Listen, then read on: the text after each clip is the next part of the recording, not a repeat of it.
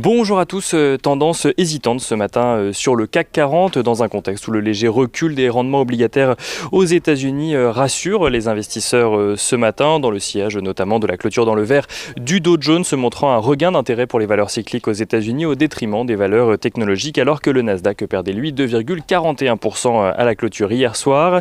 Le taux à 10 ans américain donc dont on parlait qui est ce matin aux alentours des 1,54% alors que l'État américain devrait bientôt émettre 120 milliards de dollars d'obligations souveraines américaines à 3, 10 et 30 ans.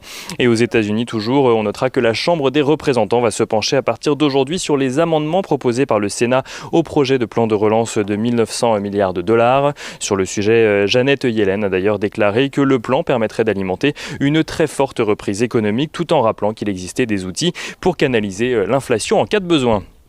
Du côté des valeurs à suivre à présent à la Bourse de Paris, Suez se déclare ouvert à discuter avec Veolia mais pose 4 conditions pour cela.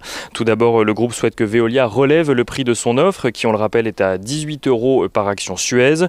Suez souhaite également que les engagements sociaux pris par son concurrent Veolia durent au minimum 4 ans et concernent les salariés en France comme à l'étranger. Enfin, le président du conseil d'administration de Suez demande de pouvoir exposer sa réaction au projet devant les administrateurs de Veolia. Veolia qui n'a pas encore réagi mais qui a annoncé hier faire parvenir bientôt une nouvelle offre à Suez pour faire avancer les discussions. Du côté des autres valeurs à Paris, on suivra également le fait que Carmat annonce boucler une levée de fonds de 55,7 millions d'euros via une augmentation de capital qui permettra de financer la commercialisation en Europe du cœur artificiel que l'entreprise développe. Et on finit ce point de la matinée avec un rapide tour du côté des matières premières avec le pétrole qui ce matin est aux alentours des 68 $ tandis que l'once d'or est juste en dessous des 1700 $ sur le marché d'échange. L'euro-dollar est lui à un niveau juste au-dessus des 1,1850 $ pour 1 euro.